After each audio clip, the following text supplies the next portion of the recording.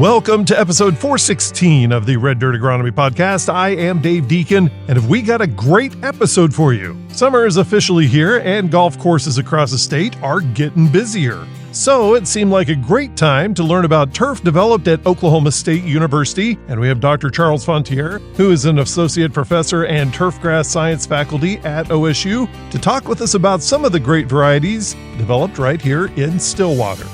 We'll get to our chat with him in just a minute, but before we do, if you're new to the Red Dirt Agronomy Podcast, I'd like to welcome you and invite you to hit that follow button where you get your podcasts. Also, you can find resources about everything we talk about in this episode and past episodes on our website, reddirtagronomy.com. Let's kick off this episode with a quick trip around the table for an introduction to the dream team of dirt and everything that grows from it. Let's start with Oklahoma State University Extension Precision Nutrient Management Specialist. We're not legally allowed to do that, Dave. Dr. Brian Arnell. And next to him is Oklahoma State University Cropping System Specialist. We can cut this out if we need to. So what went wrong with the Super Bowl? Dr. Josh Lofton. And across from him is a postdoctorate in the Plant and Soil Sciences Department at Oklahoma State University. Just more water, more nitrogen. Dr. Radon Sherry. Now, with all the formalities out of the way, let's dive into our chat with Dr. Charles Fontanier. You are listening to the Red Dirt Agronomy Podcast. Introduce Dr. Charles Fontanier. Charles, you've been at OSU about 10, 12 years now? Something like 8 or 9. 8 or 9, like okay. I gave a little bit more, Yeah. but off close. Charles is one of my favorites because he works in turf management. So that means, I haven't had enough invites to do, turf management strategy sessions on the golf course, but I'm hoping one of these days I really work into it. But Sure, yeah. Just some of the perks are there. We're kind of course to play golf 3 or 4 times a year for the benefit of the industry, right? Take one for the team. I really thought you were going to drop 3 or 4 times a week for the benefit. You really need that hands-on learning. You need to see the shape of the courses across the state. So share with us a little bit about what you do in your program. Yeah, so my program, I'm in the Department of Horticulture and Landscape Architecture, part of a bigger team focused on turfgrass breeding development, turfgrass management. And so kind of my specific area would be more on management and physiology.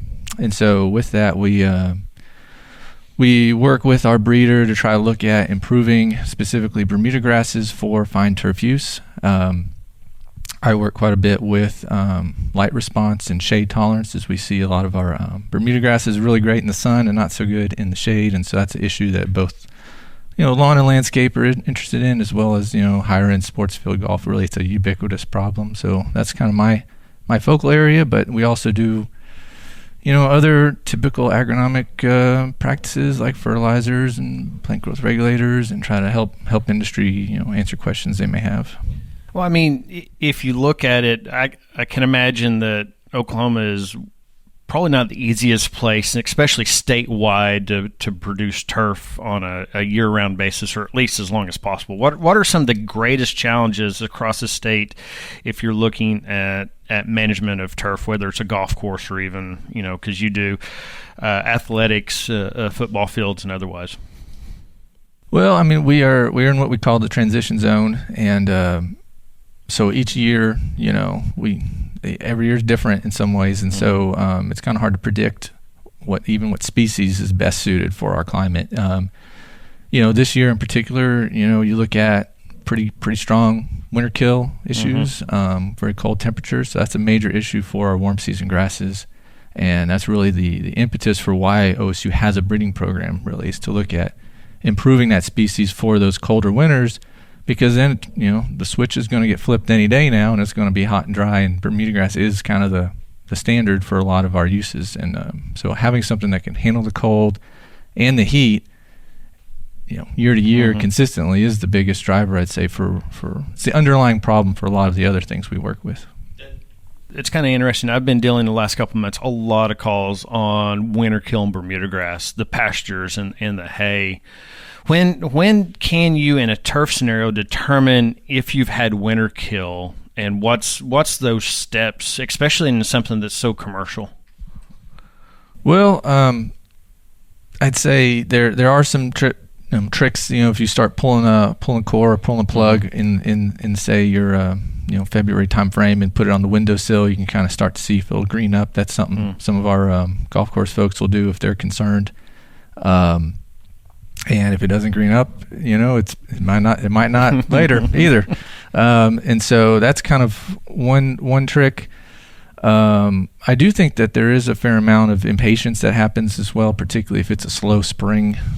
But a lot of times, you're not judged by how patient you are. You're judged by how green the grass is. And so, sometimes winterkill is probably something that isn't as bad as it could be perceived. But at the end of the day, our high-end golf courses, if it's not greening up, if 90% of the area is greening up and that 10% isn't, well, it's probably a requirement to kind of swap it out and replant.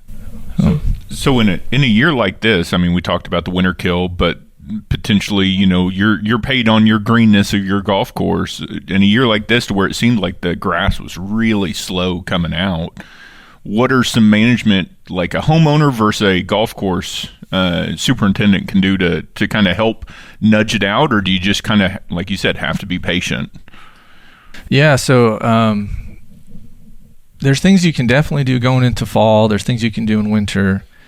When you're talking about trying to get Bermuda grass to grow, it's hard to beat sunshine. And right now we haven't had a lot of that. So there's a requirement to have patience and then have good communication skills to let your clients know, whether it be the superintendent talking to his membership at a golf course or your lawn contractor in their service industry. I don't know. I don't know how good our fertility expert here would say. I'm not big on dumping nitrogen, when it's not warm and sunny out. I don't think it's gonna help, but people do that, and that's probably not doing a whole lot, but it might make you feel good doing it. And so mental health's important. And maybe there's a lot of things that are done for mental health that have no agronomic or financial sense to it. Yeah. So kind of keep going. I mean, there are grow covers. So if you're lucky enough to be, at a sports arena that has those, you could potentially push growth with a grow cover, and there are something like that. But those are kind of niche. In general, you just gotta wait. So yeah. Well, I mean, it's nice when you have a grass that we just talked about. Our crops in July. Whenever it gets hot, whenever it gets dry, them kind of starting to fall back on us. But it's nice to have a grass that, hopefully, like you said, will be able to sustain those hot and dry conditions that we get in July. If we just gotta get it out of this period first and kind of get going. So. Yeah, so and we haven't really touched on putting greens, but that's our very small acreage but very important sector of the industry. And there's been a big shift from the cool season species of interest, which is creeping bentgrass, to these interspecific hybrid Bermuda grasses. For that reason, that I'd rather be more or less bulletproof in June, July, and August, and I just have to make a few key decisions in maybe January, February to help protect them, than have to be every day hoping that my grass isn't dead. Well, I mean, because those are the picture part of the golf course is those putting greens. Right. So I mean, I know with the bent grass, it's been the historic is the new Bermuda grass putting greens handle a lot more traffic, or is it just that temperature range in those critical months that you're looking at those for? Well, I think you gotta probably, there's some differences opinion on what it can and can't do. I've heard a lot of folks say that with appropriate management tools, it can be even a better playing surface. It's certainly a firmer surface. So for high level play, that's a big deal. You look at OSU's golf team. They want their golf course to be not just fast but very firm, and that's really a good challenge for some of our elite golfers. And Bermuda grass tends to be able to do that more reliably. Traffic tolerance is probably a midsummer certainly, but it's seasonal. So if you beat it up over the fall, then you're at risk for winter damage and that sort of thing. So you've talked about golf, but I also know that OSU has developed turf for football fields and different playing surfaces like that. Are we seeing any further growth in those industries, or are we kind of staying golf? Or is it one and the same? Or one and the same. Well, aside ignoring putting greens for a moment, when we develop a grass, it's hopefully going to have a lot of different uses, and that and some grasses maybe fit a little bit better in one pocket than others and whatnot. So I'd say, when we leased Latitude 36 and NorthBridge were two that were about, I think, 2010-ish release. Right. Those really were the first, from what I can gather, significant improvements in Bermuda grass varieties since the 50s, right? So it was the first time we actually saw people say, oh yeah, this is worth making that switch. And a lot of it was the sports field groups. And those are still two very strong grasses for the sports field. You start looking at, Kansas City Chiefs and Arrowhead have NorthBridge, for example. Since then, we've had another grass come out that was, also very good in things like traffic tolerance, which is what those industries want. They want to be able to recover from injury. We also start looking at adding drought resistance. So those two grasses didn't have maybe as good of a drought resistance as we would have hoped. Still, average, but not exceptional. And so, the newer grass, Tahoma 31, kind of brings that to the table, as well as even better cold tolerance. So it's not so much that we're changing the uses there, but we're adding a little bit more traits. So now golf maybe can say, hey, look, we need a little bit droughtier conditions, or lawn and landscape maybe. And so this grass maybe services those industries a little bit better, but still Latitude, NorthBridge could serve a golf course just fine, and has for the last 10, 15 years. So kind of that's kind of the way it goes. And then the putting greens are a whole separate entity. You can't just swap those. But that's one that we haven't really been able to accomplish yet. But we're making strides. There's stuff that's out there that we're trying to trial and see if it can be. And that main emphasis is that cold tolerance. As we push these grasses further north, because we want that summer heat tolerance, we have to be able to figure out how can we cover the back end on the cold side. So, how is it, especially in that breeding program, working in a state? I guess, do you focus on pockets of the state? Because we go from Guyman to the far southeast, really divergent in temperature, cold, winter, summer. Is the focus more in the center portion of the state, or do you kind of play around with some of the extremes? Well, I'd say OSU and Dr. Wu, our breeder, is big advocate of broad adaptation. So something that can go as many places and do pretty well. Mm-hmm. And so we rely on national evaluation programs. Okay. And so there's not a lot of in-state multi-location trialing. It's sent out across 20 locations in the U.S. And if it rises to the top there, then we feel pretty good that it'll be successful in the marketplace. So I guess is my next question. When he has something of interest, what are the things that you're looking at? Because I'm assuming it's one of those situations where you get handed some maybe new lines or new genetics. What kind of things do you want it to go through in your program? Yeah, so that's a great question. OSU, when I got here, it was they really had a team approach to the breeding and development, which is been helpful to me. Just kind of know how can I contribute, right? So Dr. Wu will kind of have his initial screening that he does, and a lot of times he's looking for things like just overall vigor and does it produce a lot of roots in the greenhouse, that sort of thing. And then he puts it out, and if it survives a year in his trial, then we'll know that it has some good traits. And then but he doesn't do a lot of high input that we might see in a golf or sports field setting. So myself and the others in horticulture would be Dennis Martin, Mingying Shang. We'll kind of each take a separate approach to what we want to try and see what it can do. And so, like I said, mine has been typically shade tolerance. We'll put it under artificial shade fabrics. We'll also do traffic studies. So we have some equipment that we've modified to be able to reproduce or simulate cleat traffic, and so we can kind of beat it up and see how it responds, how it recovers. Let me think here. Sod tensile strength is another trait of interest. So a lot of times, it's got to go to a farm. We have farmers too. They produce sod, and if it can't cut for them, then it's not going to make it. So we test that, and those are kind of the 3 areas I've worked on mostly in the last few years.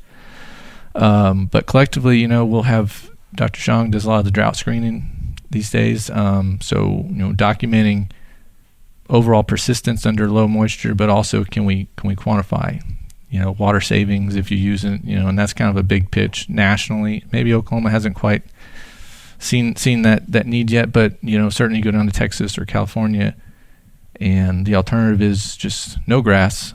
So being able to show that there's a benefit to grass, and we can save this much water, I think has been a part of kind of the next mindset of as we go forward. Now, I will say when we bought our house 13, 15 years ago, we redid our front yard because we heard of this magic grass grown at OSU.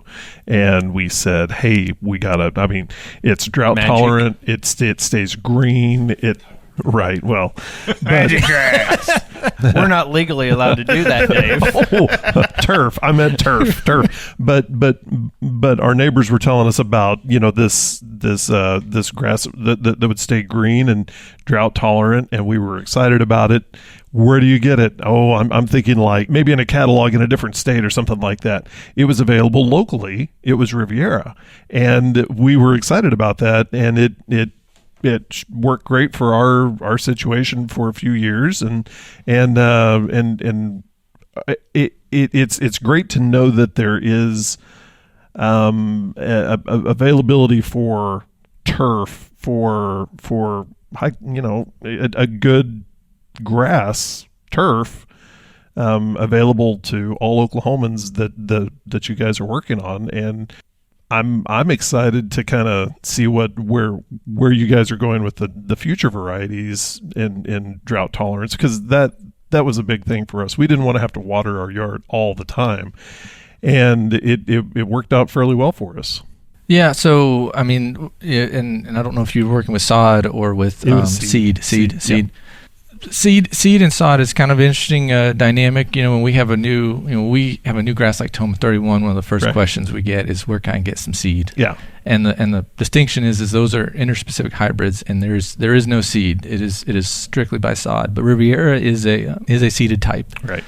And for many years has been one of the top quality scores for that sector. And so yeah, I think that our past 10, 15 years is focused on the the hybrid Bermuda grasses. And, one of the key things is those are perishable goods. And so although, NFL teams and big golf courses can get them shipped across the country, most people are having to rely on a local network of growers in and around an urban metropolitan area.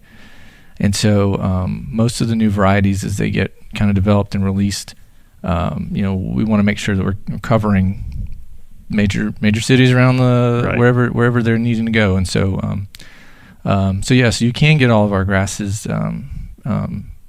typically within major metropolitan areas just fine. And kind of looking forward, I think drought has been a focal point for quite a while, and we have made pretty good. Dr. Wu, I shouldn't say we here. Dr. Wu has done really amazing things with, he's a very hard worker, and it's all a numbers game.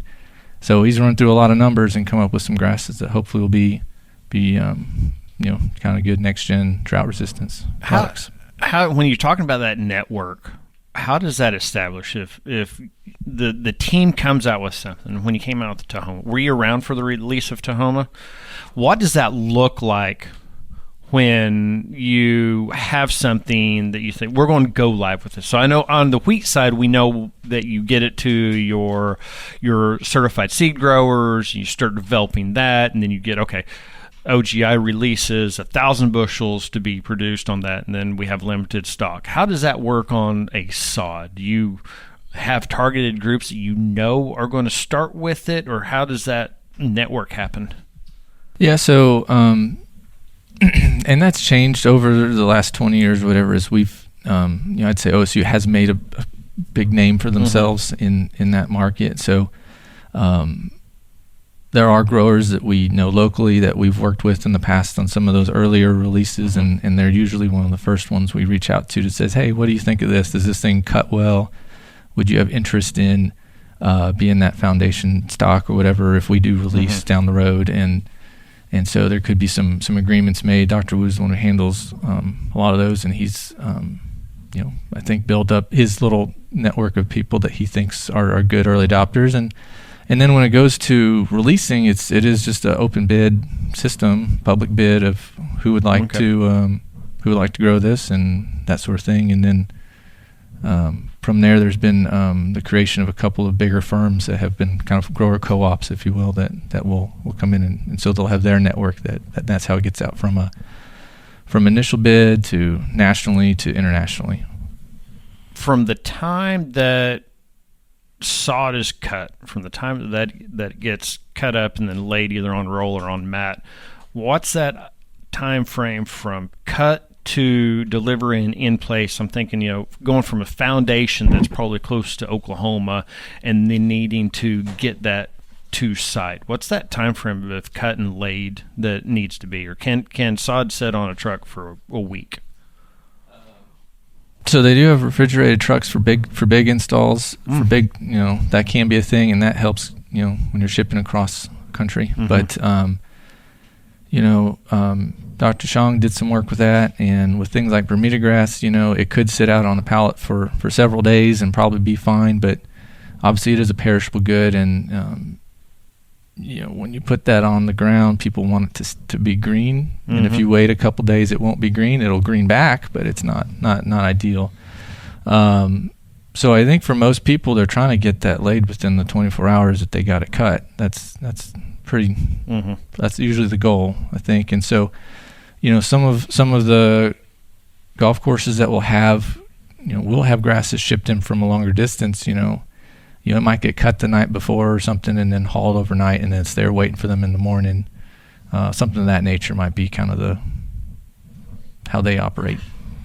I want to go back to the sports fields because that's all I care about. That's okay. Hey, golf is a sport, Right.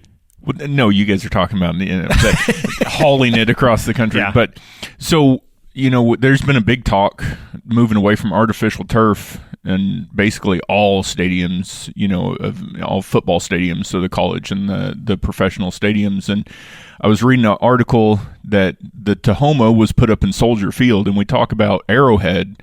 Man, that's a rough place to ask Bermuda grass to grow really well. Soldier Field is a whole other realm, So they've moved away from their Kentucky bluegrass fescue combo to asking Bermuda grass to maintain in Chicago.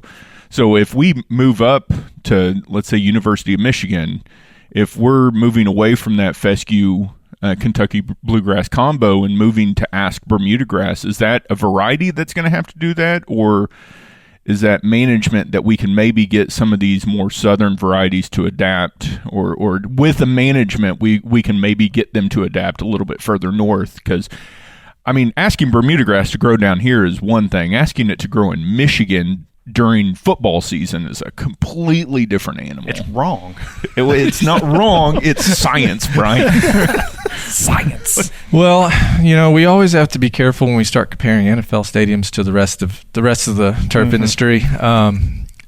So they a lot of times will have built-in, heated soil. Like they'll have piping that runs, and they keep soil temp above freezing. They can have grow covers. They'll have grow lights. They can do a lot of things to make it a very artificial environment to keep things going. And then a lot of times they're using that Bermuda grass because it is such a strong sod or net or strong base, and then they're going to seed a perennial ryegrass or something into it over the fall, and it may be that they're actually playing the game on mostly a ryegrass they just want field, but they've got the matrix of that Bermuda, and a lot of times that's the system, right? And so and it's gotten kind of insane how how quickly they can replace a field now too. So if they do run into an issue, they can swap it seemingly in a couple days, it seems. I'm glad we talked about this artificial environment. Yeah. We can cut this out if we need to. Yeah. I knew so he was what going went here. wrong with the Super Bowl?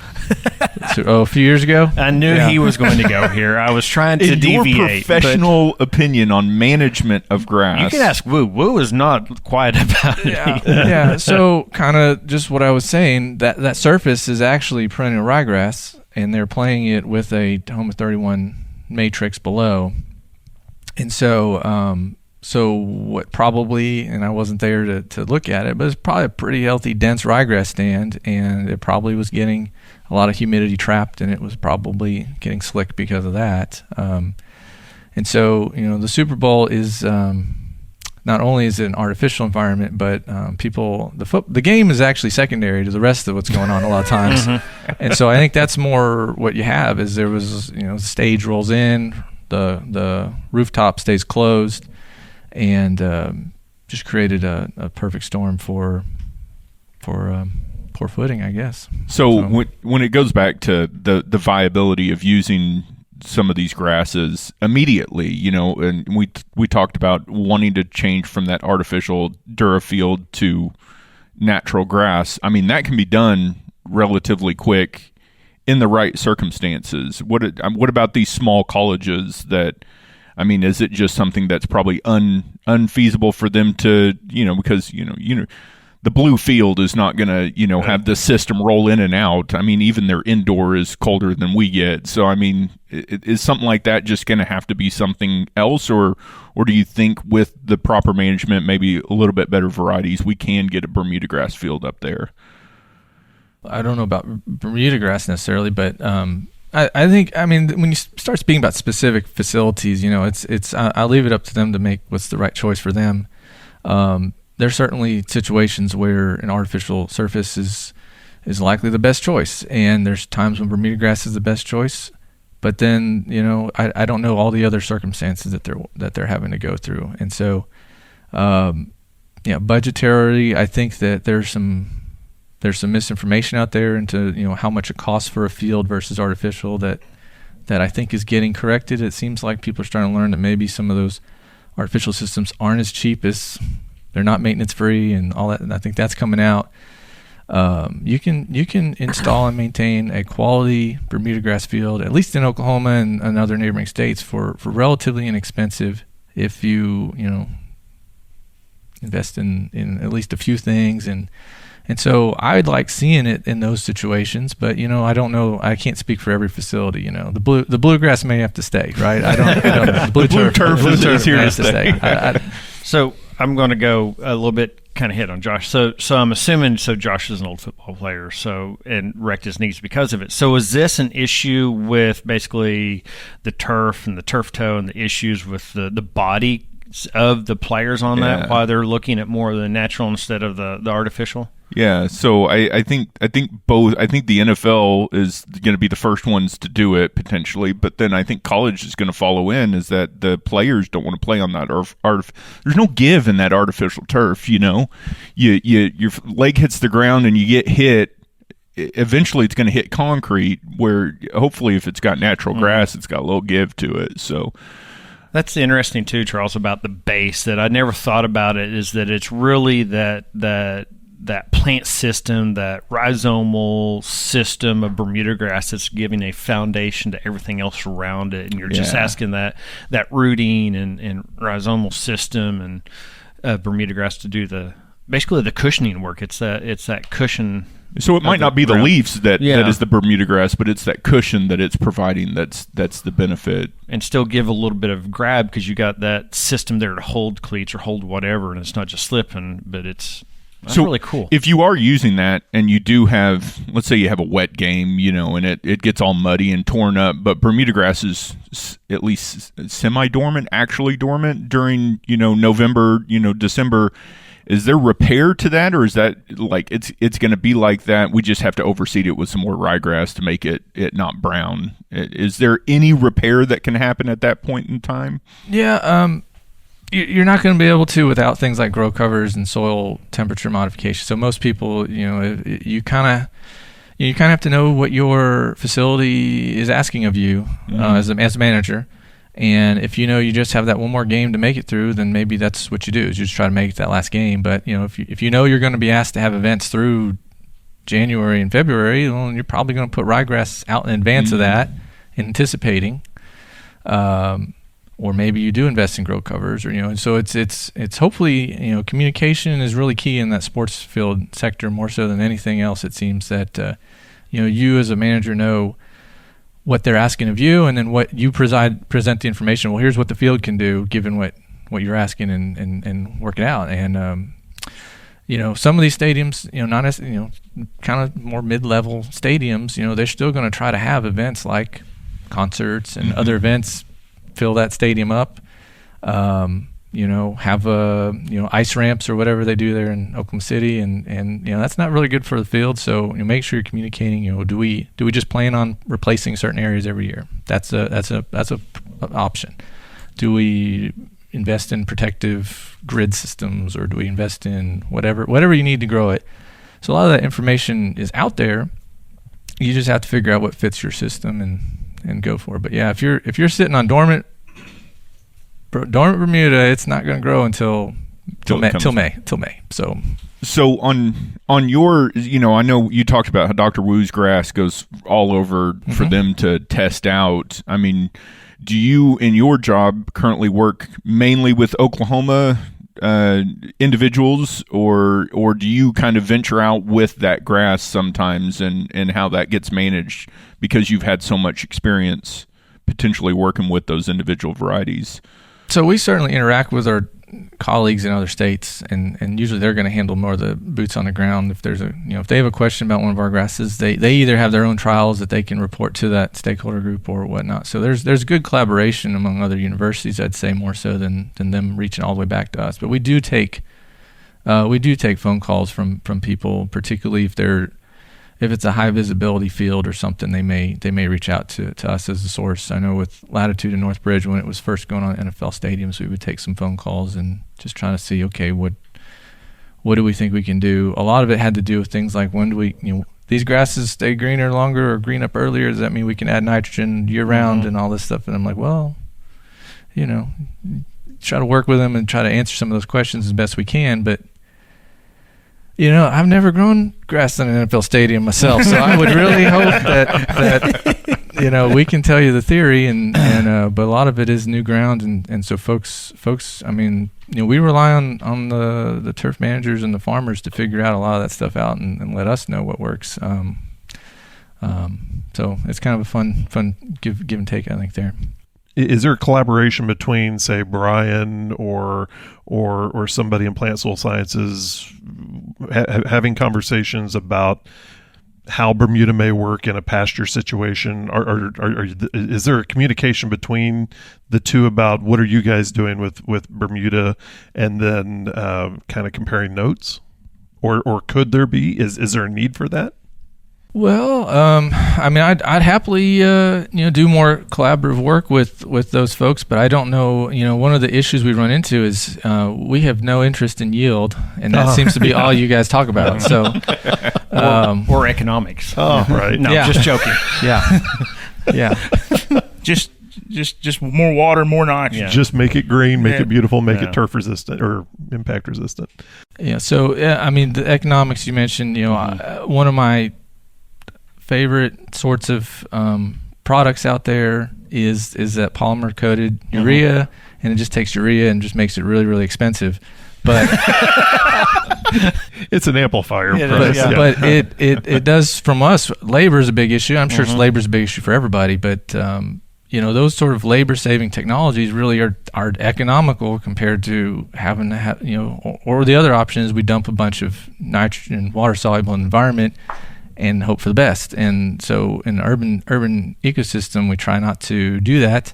I'm sure any ecosystem will do that, but particularly there where it's 1 foot over and you're into a storm sewer, it's kind of a big deal for us. So we try to we're interested in those sorts of things. It's just interested in cutting back so we can again just save people money and inputs and all those things. So those are all the goals in the breeding program, as well as we look at how research evolved, right? So you look at initial stages, it was probably just about like, hey man, how do we grow grass at all? Like, what are we doing? The Stone Ages, right? And then you build up and you say, okay, well, how do we build Augusta National and the best, greenest golf course in the world? Can we do that? And now we're kind of looking at, well, how do we grow something good enough for the least amount of inputs? And kind of that's where we're at with, I'd say, the whole research world at this point. Well, and I can imagine, I mean, you think of it like Phoenix, huge golf area. I mean, and the water shortage and things like that, and San Diego and places like that. I mean, it's just, I know PGA and USGA, they talk about it a lot now, conserving water and things like that. And I mean, that's just such a big part of the world we live in now, I guess. And it's interesting. I mean, I know that, like I said, Phoenix is the big one that I know about, where it's just constantly worried about the water situation. Well, and and the economy there is built on really high standard golf courses, and there are inputs that you got to have, but there's also things that are going to have to if your alternative is no golf, you're going to have to sacrifice some things. And so I think the USGA very much is on the forefront of that. It's literally written into every one of their mission statements and RFPs for research, and everything that they do is tied to saving water, and the desert Southwest is a big focal point for them as well. Well, and just, you think about Phoenix again, the local economy, how many people move there for retirement or moved, snowbirds and come down there for that, how much, links back to that recreational facilities, that golf and things like that, because that's a huge amount of population that's there to support those industries. And if it goes away, it's, not only does it hurt the golf, the game of golf and the industry itself, but the communities even are more linked to turf management and things than people realize sometimes, I think. Thank you so much for coming in and teaching us about the world of turf. Yeah, my pleasure. Thank y'all. Thank you for listening in on this conversation of the Red Dirt Agronomy Podcast. And if you'd like to join the next discussion, leave us a message on our website, reddirtagronomy.com, or you can always send us a tweet. Our handle is reddirtag. We'd like to thank Dr. Charles Fontanier for joining us on this episode of the podcast. And again, if you get a chance, visit our website, reddirtagronomy.com, to find out more information about our guests and any of the resources they discussed today or in previous episodes. For Dr. Josh Lofton, Dr. Brian Ernell, and Dr. Radon Sherry, I am Dave Deacon, and we all want to wish you a happy 4th of July and thank you for listening. The proceeding is a copyrighted recording of Agnow Media, LLC 2025. And yes, all rights are reserved.